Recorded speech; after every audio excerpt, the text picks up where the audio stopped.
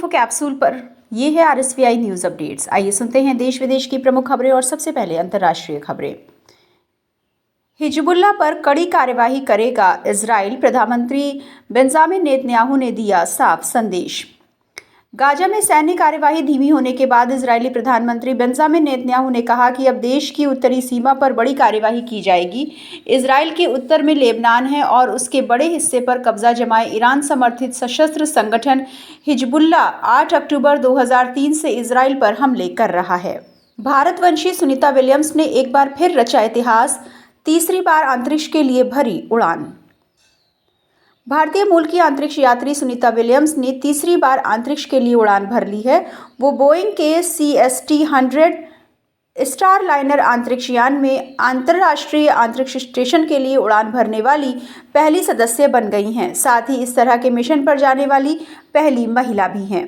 Joe Biden और Donald Trump ने लिया प्राइमरी चुनाव में भाग, निकी हेली के समर्थन में भी पड़े वोट।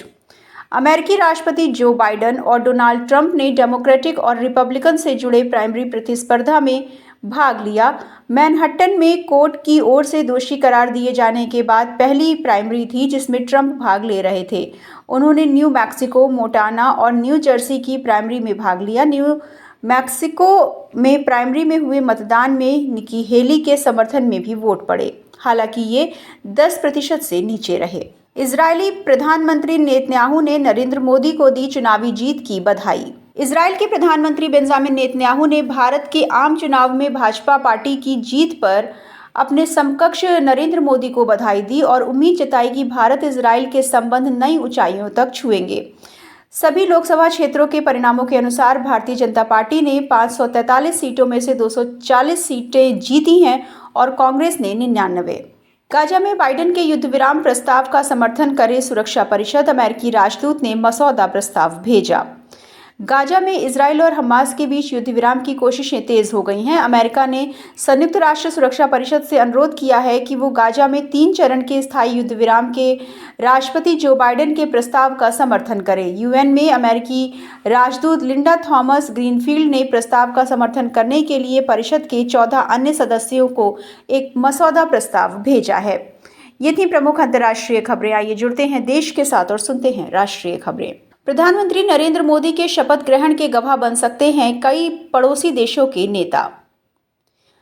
प्रधानमंत्री नरेंद्र मोदी के सप्ताह के अंत में होने वाले शपथ ग्रहण समारोह में श्रीलंका और बांग्लादेश सहित कई पड़ोसी देशों के शीर्ष नेताओं को न्योता मिल सकता है।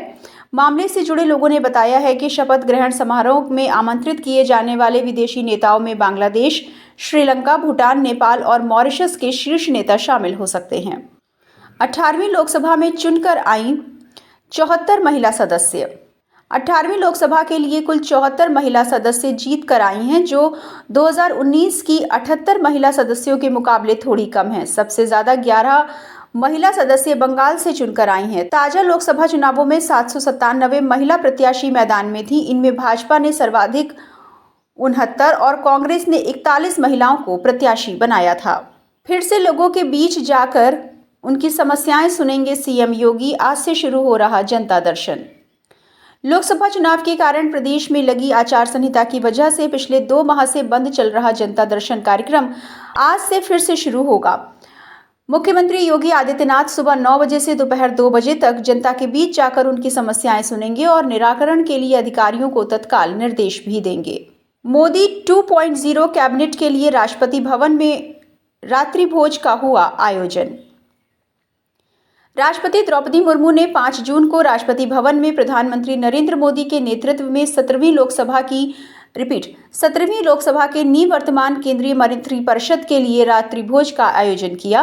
विदाई रात्रि भोज में उपराष्ट्रपति जगदीप धनखड़ और लोकसभा अध्यक्ष ओम बिरला भी शामिल हुए। राष्ट्रपति भवन ने अपने पोस्ट में कहा कि राष्ट्रपति द्रौपदी मुर्मू ने प्रधानमंत्री नरेंद्र मोदी के नेतृत्व में निवर्तमान केंद्रीय मंत्रिपरिषद के लिए राष्ट्रपति भवन में रात्रि भोज आयोजित किया। दर्जनों देशों के नेताओं ने प्रधानमंत्री नरेंद्र मोदी को दी जीत की बधाई। लगातार तीसरी बार आम चुनाव में विजयी होने पर प्रधानमंत्री नरेंद्र मोदी को 50 से ज्यादा देशों के नेताओं ने बधाई संदेश भेजा है। बधाई देने वाले नेताओं में इटली की पीएम जॉर्जिया मेलोनी, फ्रांस के राष्ट्रपति इमैनुअल मैक्रों, यूक्रेन के राष्ट्रपति व्लादिमीर ज़ेलेंस्की समेत Malaysia, Bangladesh, Spain, Singapore, Taiwan, Norway, Mauritius, Oman, Singapore, दक्षिण कोरिया जैसे 50 राष्ट्रों के प्रमुख शामिल हैं। मोदी कैबिनेट की सिफारिश पर राष्ट्रपति ने भंग की 17वीं लोकसभा, एनडीए आज पेश कर सकता है सरकार बनाने का दावा। कैबिनेट ने आज की बैठक में राष्ट्रपति को 17वीं लोकसभा को तत्काल प्रभाव से भंग करने की सलाह दी है।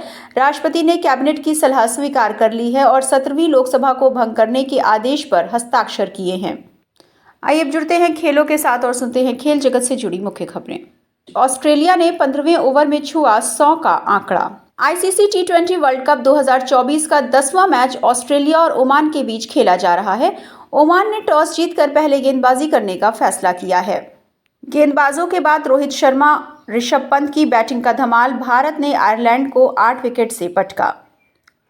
भारतीय क्रिकेट टीम ने टी20 वर्ल्ड कप 2024 का आगाज बेहतरीन अंदाज में किया है। टीम इंडिया ने अपने ऑलराउंड खेल के दम पर आयरलैंड को 8 विकेट से हरा दिया। भारत के कप्तान रोहित शर्मा ने इस मैच में टॉस जीतकर पहले गेंदबाजी करने का फैसला किया। भारतीय गेंदबाजों ने आयरलैंड को बड़ा स्कोर नहीं बनाने दिया और 16 ओवर में 96 रनों पर ही ढेर कर दिया। आसान से लक्ष्य को भारत ने 12.2 ओवर में 2 विकेट खोकर हासिल कर लिया। ये थी अब तक की प्रमुख खबरें। अगली खबरों के साथ जल्द होगी मुलाकात। सुनते रहिए आरएसवी इन्फो कैप्सूल और इंफोटेनमेंट के सफर में रहिए हमारे साथ।